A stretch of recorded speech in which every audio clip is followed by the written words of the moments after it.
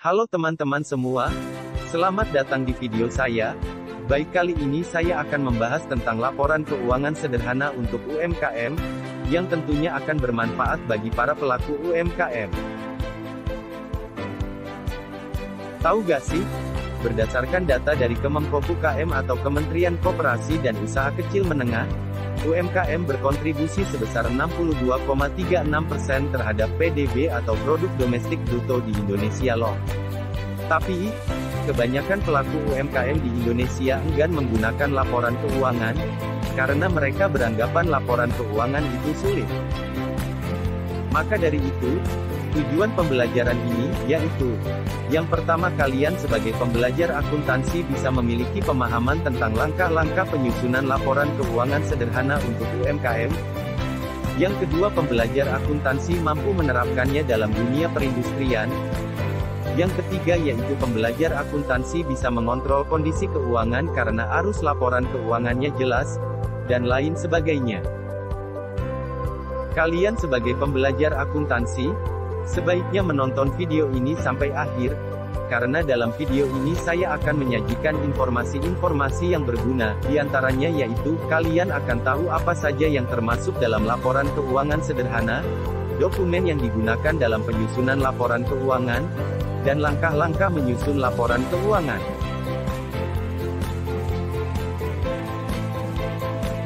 Baik, sebelumnya, kalian tahu gak sih apa itu UMKM?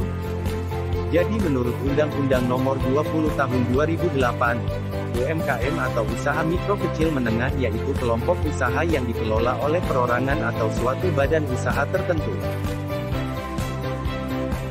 Kriteria UMKM ada 3, yaitu, usaha mikro, di mana kekayaannya mencapai 50 juta tidak termasuk tanah dan bangunan, sedangkan hasil penjualannya sekitar 300 juta per tahunnya. Yang kedua yaitu usaha kecil, di mana kekayaannya sekitar 50-500 juta tidak termasuk tanah dan bangunan, sedangkan hasil penjualannya sekitar 300 juta sampai 2,5 miliar rupiah per tahunnya.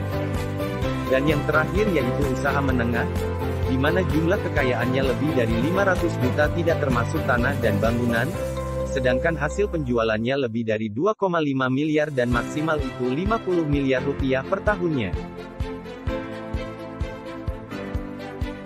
Laporan keuangan yaitu suatu proses akuntansi di mana hasilnya akan digunakan sebagai alat untuk mengkomunikasikan data keuangan kepada pihak yang berkepentingan, seperti investor, kreditur, debitur, dan pihak-pihak yang lainnya.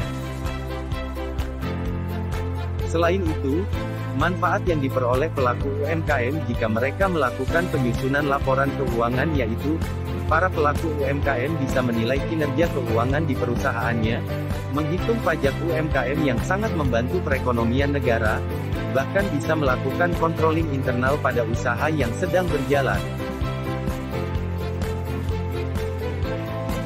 Berikut ini merupakan beberapa contoh laporan yang termasuk dalam laporan keuangan sederhana.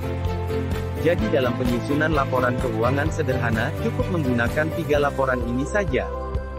Di antaranya yaitu laporan laba rugi, laporan perubahan modal, dan yang terakhir yaitu laporan posisi keuangan atau neraca.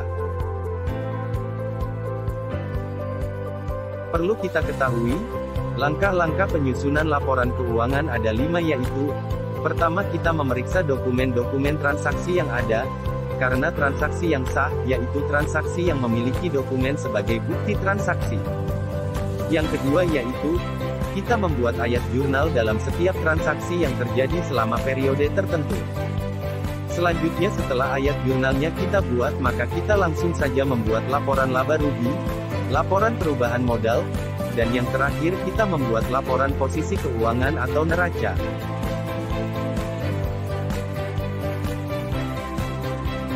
Dengan adanya bukti transaksi, maka suatu transaksi bisa dipertanggungjawabkan.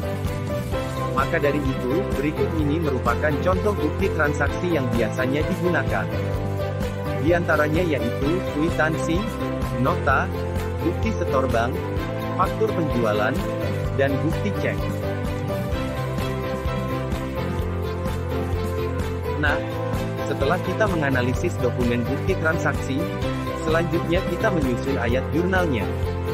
Tapi, banyak di sekeliling kita yang masih belum bisa membedakan antara debit dan kredit. Jadi debit itu berarti sisi kiri sedangkan kredit itu sisi kanan.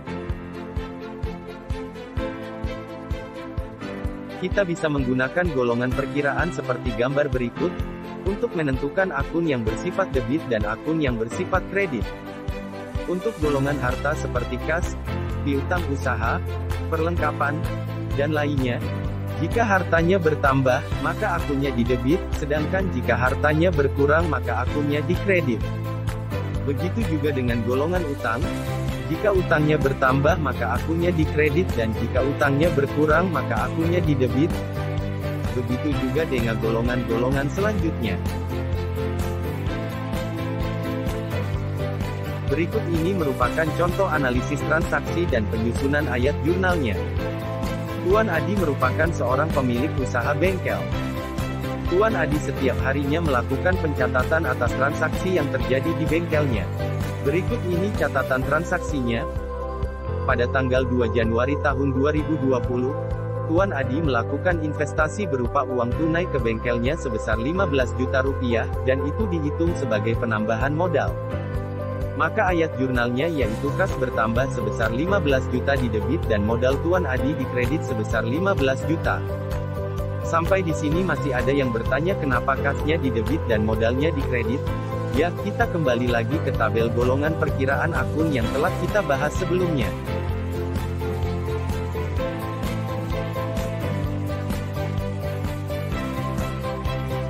Selanjutnya, pada tanggal 5, bengkel Adi membeli perlengkapan kantor secara tunai, maka akun perlengkapannya di debit dan akun kasnya di kredit, sebesar 600.000. Nah, apakah ada yang tahu ayat jurnal untuk tanggal 6? Ya benar sekali, kasnya di debit senilai 500.000 dan pendapatan jasanya di kredit senilai 500.000.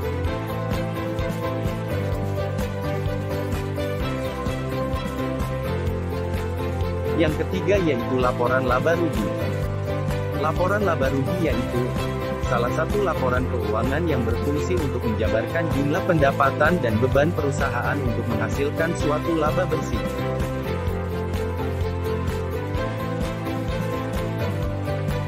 Selanjutnya, jika kita sudah membuat ayat jurnal pada setiap transaksi, maka kita langsung saja menjumlahkan akun-akun yang digunakan dalam menyusun laporan laba rugi. Akun-akun yang digunakan yaitu akun pendapatan usaha, baik jasa maupun dagang. Terus yang selanjutnya yaitu akun beban.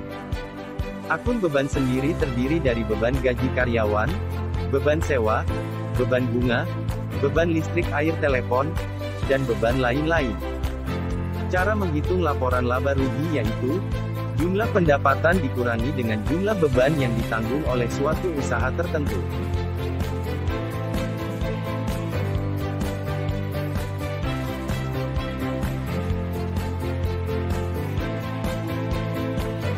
Nah, ini merupakan laporan laba rugi bengkel Pak Adi, di mana jumlah pendapatan jasa selama satu periode sebesar 4.900.000, dan jumlah beban yang ditanggung oleh bengkel Pak Adi sebesar 1.810.000. Jadi, bengkel Pak Adi mendapatkan laba senilai 3.090.000 rupiah.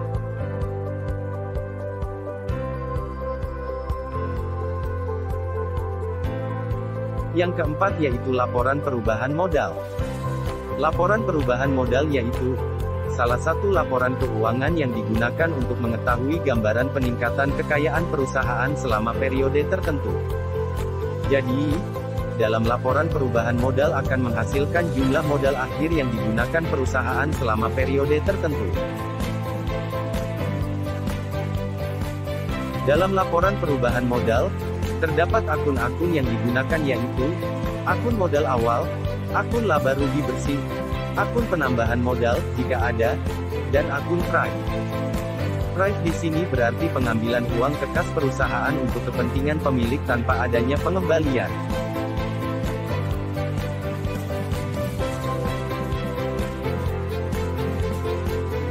Cara menghitung laporan perubahan modal yaitu jumlah modal awal perusahaan ditambah dengan modal tambahan dan laba rugi bersih. Laba rugi bersih ini didapatkan pada laporan laba rugi yang telah kita hitung sebelumnya.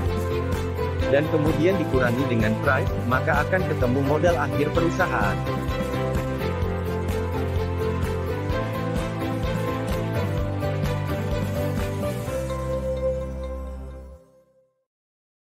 Ini merupakan laporan perubahan modal bengkel Pak Adi, di mana modal awal yang diinvestasikan ke bengkel sebesar 15 juta rupiah, dan laba yang didapatkan sebesar 3.090.000 rupiah. Kemudian dikurangi dengan price sebesar 200.000 rupiah. Maka akan ditemukan hasil modal akhir bengkel Pak Adi sebesar 17.890.000 rupiah dalam satu periode.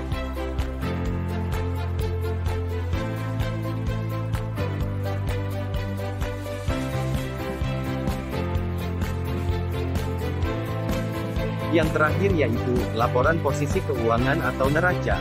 Laporan posisi keuangan merupakan laporan keuangan yang melaporkan aset, liabilitas, dan ekuitas perusahaan pada saat tertentu untuk memudahkan analisis dalam memprediksi arus kas di masa mendatang.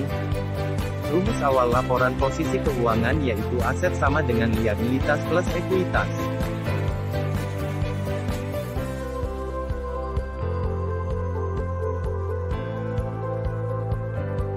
Berikut ini merupakan entitas laporan posisi keuangan atau neraca, yang bisa digunakan sebagai pedoman akun-akun yang digunakan dalam penyusunan neraca. Jadi kita tinggal input data sesuai dengan akun-akun yang digunakan di perusahaan. Maka nantinya akan memperoleh jumlah aset yang harus sama dengan jumlah liabilitas dan ekuitasnya.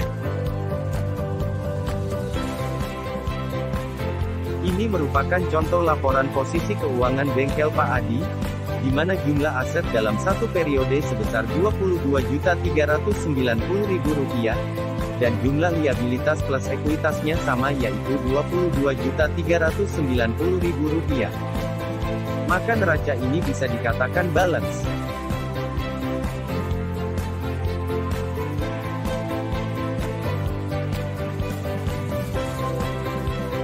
Yeay! Akhirnya kita telah selesai menyusun laporan keuangan sederhana. Bagaimana mudah bukan? Saya harap dengan adanya video ini bisa meningkatkan kualitas UMKM dalam hal pelaporan dan penyusunan laporan keuangan UMKM. See you the next video.